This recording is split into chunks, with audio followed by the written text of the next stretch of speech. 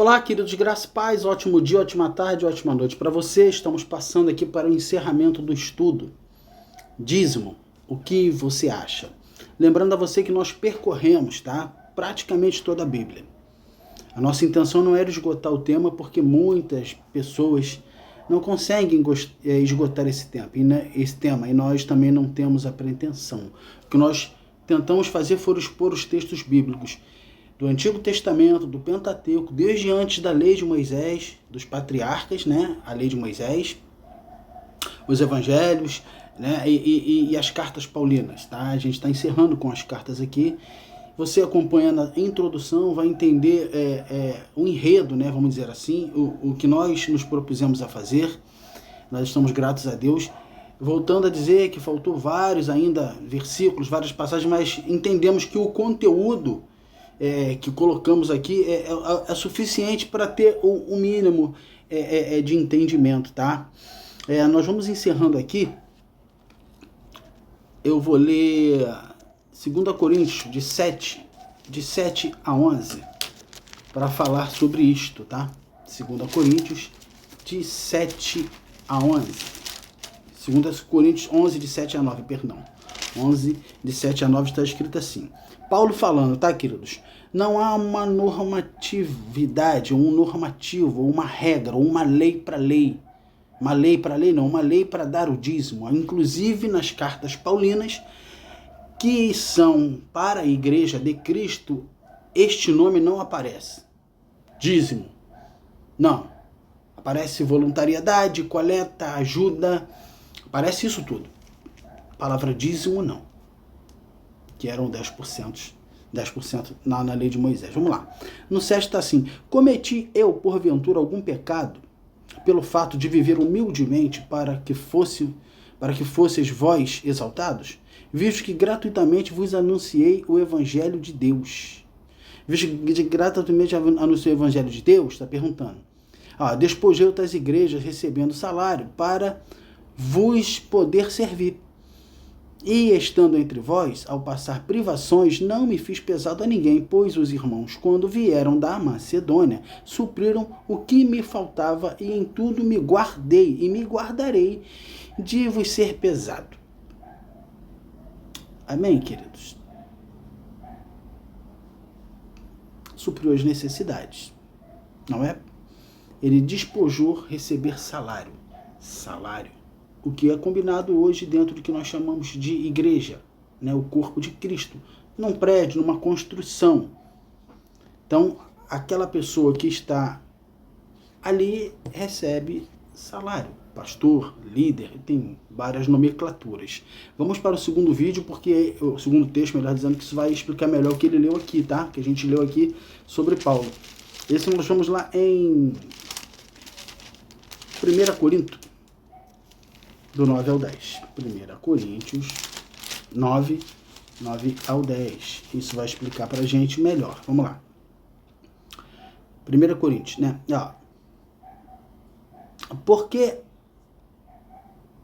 Porque na lei de Moisés está escrito, na lei de Moisés, lá no Pentateuco, Paulo está pegando uma parte da escritura de lá para explicar aqui aos Coríntios, né? Não atarás a boca ao boi quando pisa o trigo. Acaso é com bois que Deus se preocupa? É uma pergunta. Ou é seguramente por nós que ele diz? Certo que é por nós que está escrito, pois o que lavra cumpre fazê-lo com esperança. O que pisa o trigo, faça-o com esperança de receber a parte daquilo que é devido. Ou seja, se você trabalha, você quer receber dinheiro, não é isso? Aí ele vai explicar agora, se nós vos semeamos coisas espirituais, eu quero saber se na igreja, onde hoje eu e você vivem, estão sendo semeadas coisas espirituais? Não, a maioria é carnal, me perdoe. É tudo daquilo que você vai ganhar, um bom emprego, uma boa casa. Isso tudo é ruim? Não, isso tudo é bom. Mas coisas espirituais quais são, Alessandro? Genealogia de Jesus Cristo. Morte e ressurreição. O que foi feito na cruz? Ele te salvou de quê? São coisas espirituais que alimentam a alma, o espírito. Esse conjunto de pregação sumiu do púlpito. Então ele está falando assim, se nós, soteriologia, que é a matéria da salvação, ninguém explica. Não é necessário explicar isso. Entendeu? Céu, inferno, Satanás, pecado. São coisas espirituais que precisam ser ensinadas. Então aqui, ó, se nós vos semeamos coisas espirituais, Paulo falando, será muito recolhermos de vós bens materiais? Ou seja, ser sustentado, ser ajudado? Mas precisa saber o que está sendo pregado, o que está sendo semeado. Analisa. Aqui, ó. Se outros participam desse direito sobre vós, não temos nós em maior medida? Entretanto, não usamos desse direito, ele não quer usar desse direito. Antes, suportamos tudo, para não vos criarmos qualquer obstáculo ao Evangelho de Cristo. E não sabeis vós que o que prestam serviços sagrados do próprio templo se alimentam? Quem serve ao altar, do altar tira o seu sustento, alimento e sustento do santuário. Aí eu te digo para você, o santuário estava no Antigo Testamento, já lemos que Deus não habita em templos criados por mãos humanas. Que santuário é esse que ele está falando? Da estrutura que eu e você, juntamente com o corpo de Cristo, que é a igreja, são as pessoas, resolvemos entrar para dentro de um prédio, para uma estrutura. Aquilo precisa ser sustentado e a liderança também. Aí cabe ao corpo de Cristo, em reunião, ver como vai ser feito isso, mas é sustentado, não é enriquecido. Vamos seguindo? Vamos encerrando aqui. 1 Timóteo 5,18 também fala disso, senão a gente vai falar com muito texto, tá? 1 Coríntios 6,19 vai dizer assim, ó. Fala que somos santuário dele. Do quem? De Deus? De Jesus? Não, do Espírito Santo, que é Deus, a terceira pessoa da Trindade. Ele habita no santuário, na pessoa. Amém? E a igreja lá que eu tenho na rua tal, prédio tal, não, lá é uma estrutura para eu e você, como corpo de Cristo, habitássemos e nos reuníssemos lá como igreja. Quando você sai de lá, ele não tem poder nenhum. Amém, queridos? O poder de Jesus Cristo, do Espírito Santo, está em você. Né? E ele também vai falar em Atos 7, 48 e 49, Estevão vai dizer que ele não habita em templos criados por mãos humanas, né? E Paulo também disse isso em Atos 17, tá? Então, Alessandro, como é que eu sei onde é que ele habita? Confirma para mim esse negócio aí. Vamos lá, eu vou ler para você 2 Pedro, de 2 a 5, para você entender, depois eu vou voltar para Corinto. Aí a gente vai fechar. 2 Pedro, 1 Pedro, de 2 a 5, é para você entender, olha só.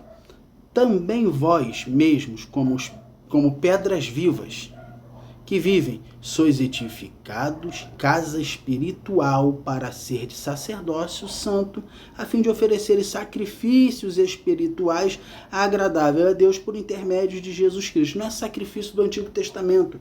Ele está usando a palavra sacrifício aí para você oferecer a Deus o quê? O louvor, a adoração. Então dizendo, vocês como pedras vivas, porque ele disse que Jesus era aquela pedra angular. Lembra que os construtores rejeitaram? Lá, aqui nós estamos nas cartas, nós estamos na igreja, ele está falando dos evangelhos, que os religiosos rejeitaram, que ele falou, eu vim para o meu e o meu me rejeitou. É isso. Ele era uma pedra viva. Ele está dizendo que nós somos como pedras vivas. Mas nós não somos pedras, ou somos? Não. Quem é que cresce? São os tijolos? Não, porque no contexto aqui em cima está dizendo que é para eu desejar o leite espiritual para crescimento. Então, onde é que ele habita para eu crescer? É o crente, Alessandro, você que me ouve, é que precisa crescer na graça e no conhecimento. Não são os tijolos. Ele bota você como pedra para mostrar que você também é uma pedrinha, igual Pedro, Petra. Isso, pedra viva, que era Jesus, a pedra angular rejeitada, que veio a ser a principal. Aí ele vai explicar para mim e para você que você somos como pedra. Aí vai dizer edificados casa espiritual. Casa espiritual. Amém? Amém ou não? Tá entendendo o raciocínio? Vamos encerrar agora. A gente vai voltar para Corinto e eu vou para 2 Coríntios 4, 7. 2 Coríntios 4, 7. Olha só. Temos, porém, este tesouro. Lembra de Malaquias 3:10? Trazei todos os dízimos à casa do tesouro. Guarda isso com você, no seu coração. Paulo vai dizer na carta aos Coríntios: temos esse tesouro em vasos de barro, para que a excelência do poder seja de Deus e não de nós. O que é o tesouro? O Evangelho, o Espírito Santo. Quem é o vaso de barro? É você e sou eu. Isso. Onde é que está o Evangelho e o Espírito Santo? Dentro do vaso. Quando é que ele aparece? Quando o vaso se quebra. Isso, né? Se quebrar, ele se quebranta. Quanto mais quebrantado você está, mais o Espírito Santo flui de você. Mais Evangelho é pregado. Mais palavras vivas saem de você. Amém? Então, tesouro, casa do tesouro. A casa é o vaso onde o Espírito Santo mora, na qual está o segredo do Evangelho, que está dentro do seu coração, na sua mente. Então, para a gente entender, se vaso é pessoa, tá? Vaso é uma pessoa, de barro, tá? É igual aquela, quando você junta num porquinho aí de moedas, né? Aqui, quando você põe moedas, você vai ajuntando, no final você faz o quê? Você quebra, para tirar o quê? O que tem de valor de dentro do porquinho. Não que o porquinho seja valioso, não é isso. Mas o mais interessante é que o valor precisa aparecer, vir para a sua mão. Mesma coisa com a gente. O Espírito Santo está em você, o Evangelho está em você. Quando você se quebranta, quem é que aparece? O que está dentro. O que é valioso em você é o Espírito Santo. Amém?